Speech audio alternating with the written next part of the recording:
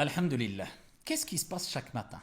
Écoute ce hadith impressionnant, rapporté par l'imam al-Tirmidhi. Le prophète sallallahu alayhi wa sallam nous dit, lorsque le fils d'Adam atteint le matin, chaque matin, tous les membres implorent la langue, ce membre-là.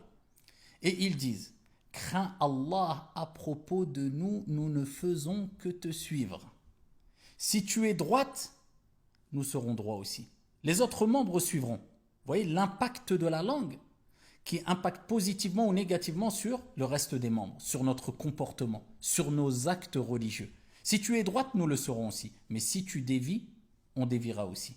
Voilà pourquoi le prophète alayhi salatu wassalam nous rappelle qu'il est bon de parler, on peut échanger, on peut donner nos avis, mais avec juste mesure. Man kana yu'minu billahi wal yawmil akhir falyaqul, aucun problème. Celui qui croit en Allah et au jour dernier, qu'il dise, qu'il s'exprime. Falyaqul, mais falyaqul khayran aw liyasmut. Qu'il dise du bien ou qu'il se taise.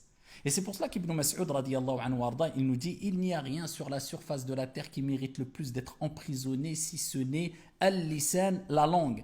Parce que la langue crée des dégâts. Ô combien ont divorcé, ô combien se sont disputés, ô combien ont attiré les foudres sur eux, ô combien ont eu d'énormes problèmes, pas en gardant le silence, mais en parlant.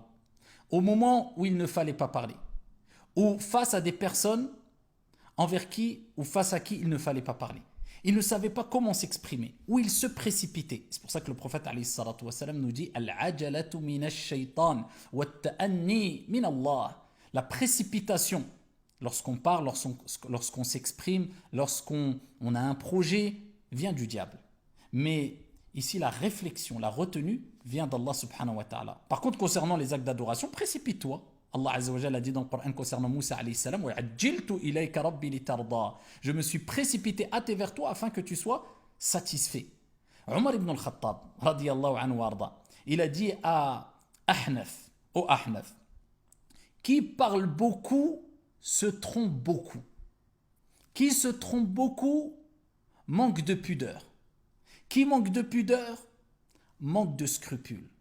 Qui manque de scrupules voit son cœur mourir. Allahumma sallim.